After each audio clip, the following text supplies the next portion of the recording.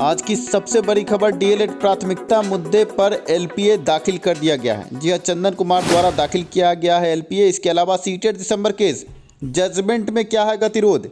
इसके अलावा बिहार एसएससी 2014 बड़े फैसले के बाद क्या एस्टेट का रिजल्ट भी जारी किया जा सकता है।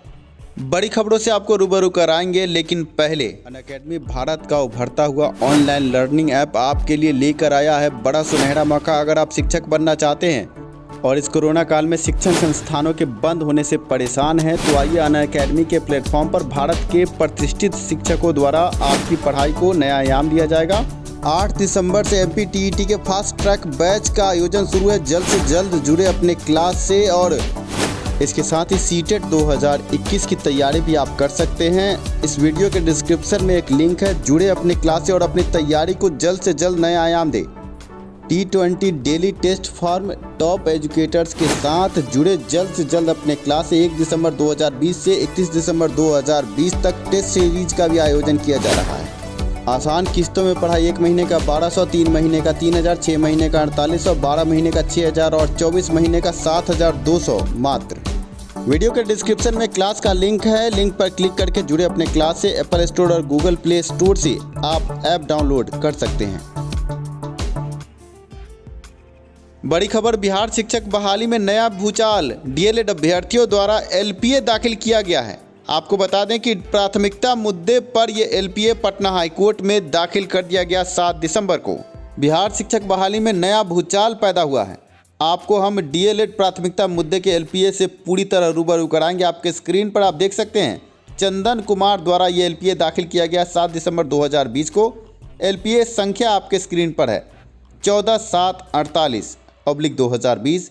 ये टोकन नंबर है, फाइनल केस नंबर आपको कुछ ही दिनों में नजर आएगा। पर बड़ी बात है, 7 दिसंबर 2020 को पटना हाईकोर्ट में बड़ा एलपीए दाखिल कर दिया गया है। सिंगल बेंच में बड़ी हार के बाद डबल बेंच में डीएलएड अभ्यर्थी जाएंगे, और क्या केस संख्या होगा, इसका गतिरोध लगातार जारी था। और आज हम सबसे पहले आपको ये खबर दे रहे हैं कि डीएलएड प्राथमिकता मुद्दे पर एलपीए दाखिल किया गया है।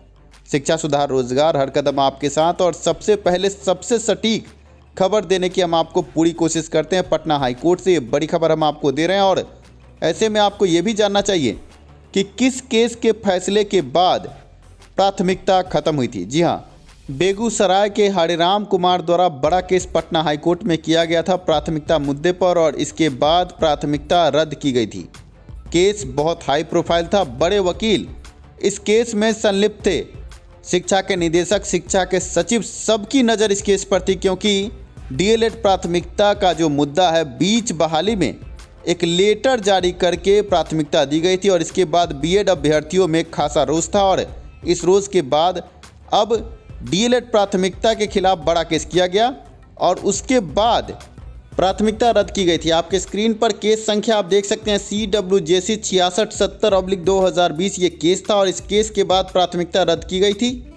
25 जून 2020 को ये बड़ा केस किया गया था पटना हाईकोर्ट में, और बड़ी सुनवाई होने के बाद प्राथमिकता खत्म की गई थी। आपको बता दें कि नवंबर महीने में प्राथमिकता मुद्दे पर बड़ा जजमेंट आया था, और जजमेंट के बाद भारी उथल पुथल बिहार शिक्षक बहाली में। आपके स्क्रीन पर आप देख सकते हैं CWJC 6670 बड़े वकीलों के नाम आप देख सकते हैं। बड़े वकील इस केस में इन्वॉल्व थे, और बड़े फैसले के बाद अब एलपीए दाखिल किया गया है। 4 नवंबर को आया था बड़ा जजमेंट, और 7 दिसंबर 2020 को इस केस में एलपीए दाखिल किया गया है।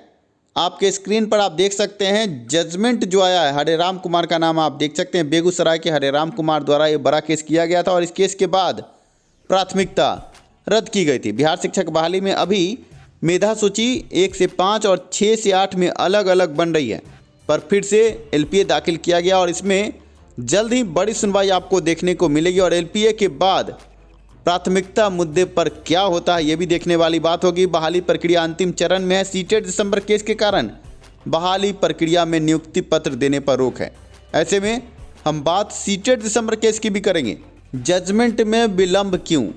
पर उससे पहले हम बात करते हैं एक बड़े ऑर्डर की। एक बड़ा ऑर्डर कल पटना हाईकोर्ट में संजय करोल और एस कुमार की बड़ी बेंच द्वारा पास किया गया है। इस ऑर्डर के बाद अब बीएसएससी 2014 का परीक्षा जो 13 दिसंबर 2020 को प्रस्तावित था, पर एक केस के बाद परीक्षा को स्थगित करने की बात सामने आ रही थी। अब वो परीक्षा अपने नियत समय से होगी। एलपीए संख्या 276/2020 डबल बेंच में संजय करोल और एस कुमार की बेंच में ये बड़ी सुनवाई हुई और चीफ जस्टिस ने ये पाया कि कोई भी कानून का उल्लंघन नहीं हो रहा है। ऐसे में ये परीक्षा हो सकती है। ऐसे में स्टेट 2019-20 के अभ्यर्थियों के लिए भी एक आस है, क्योंकि अभी एक केस के बाद रिजल्ट प्रकाशन पर 15 दिसंबर तक रोक है और अभ्यर्थी अब हलकान है कि आगे रिजल्ट के लिए क्या किया जाए। ऐसे में ये एक बड़ी राहत भरी खबर है और ऐसे में अभ्यर्थी जो स्टेट अभ्यर्थी हैं वो भी अब एक एलपीए के फिराक में हैं।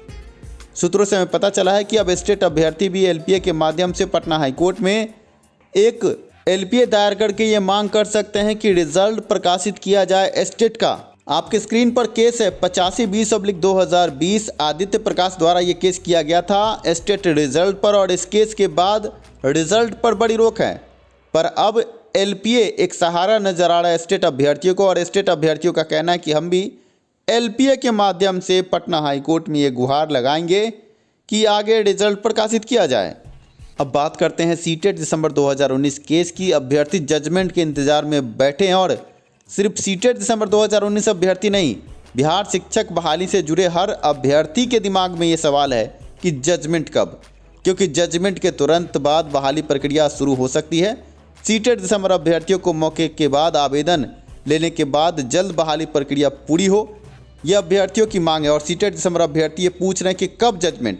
ऐसे में हम आपको बड़ी खबर दे दें कि बेंच अभी बैठ नहीं रहा है और ऐसे में जल्द जजमेंट की संभावना धूमिल नजर आ रही है। आपके स्क्रीन पर आप देख सकते हैं पटना हाईकोर्ट के कॉज लिस्ट का पेज हम आपको दिखा रहे हैं और आगे आप देख सकते हैं 9/12/2020 9 तारीख का कॉज लिस्ट आपके स्क्रीन पर है और ऐसे में हम आपको दिखा दें कि कोर्ट संख्या 21 में माननीय न्यायाधीश अनिल कुमार उपाध्याय बैठते हैं और उसी बेंच से ये फैसला आएगा। पर अभी पटना हाईकोर्ट के वेबसाइट पर कॉज लिस्ट में जब हम जा कर के देखते हैं कोर्ट नंबर 21 के बारे में, तो वहाँ पर कोर्ट नंबर 21 के संबंध में कोई सूचना नहीं। आप देख सकते हैं 19 के बाद सीधे 22, इसका मतलब 21 नंबर कोर्ट बैठा नहीं है। बिहार शिक्षक बहाली की ये बदकिस्मती है कि पिछले सप्ताह भर से ये बेंच बैठ नहीं रहा और ऐसे में अब हम ये कह सकते हैं कि जजमेंट जल्द नहीं आ सकता है। जब तक माननीय न्यायाधीश बैठेंगे नहीं तब तक इस संबंध में कोई भी बड़ा आदेश नहीं आएगा। अब देखना यह है कि कब माननीय न्यायाधीश इस बेंच में बैठते हैं और कोर्ट नंबर 21 की लिस्टिंग कब होती है। कोर्ट नंबर 21 में जब माननीय न्यायाधीश रेगुलर रूप से बैठने लगेंगे उसके बाद वो ये विचार करेंगे कि कब जजमेंट देना है। अभ्यर्थियों में कई तरह के सवाल है, जजमेंट कब आएगा। सीटेट 2021 जनवरी 31 जनवरी की तिथि निर्धारित हो गई। अगर जल्द जजमेंट नहीं आया तो 2021 31 जनवरी के अभ्यर्थी भी नारा लगाएंगे कि उन्हें भी मौका चाहिए। ऐसे में क्या जजमेंट पर उसका असर पड़ेगा, ये भी देखने वाली बात होगी। पटना हाईकोर्ट में केस लंबित है और ऐसे में हम एक और बड़े केस की बात कर लेते हैं। CWJC 8119 डाइट पीटीसी अभ्यर्थियों का केस है। 317 पटिशनर इस केस में हैं। पिछले कई दिनों से ये केस पटना हाईकोर्ट में कैरी फॉरवर्ड हो रहा है, पर अब आज ये केस 59 नंबर पर लिस्टेड है। अगर सुनवाई हुई तो कोई बड़ा फैसला इसमें भी आ सकता है।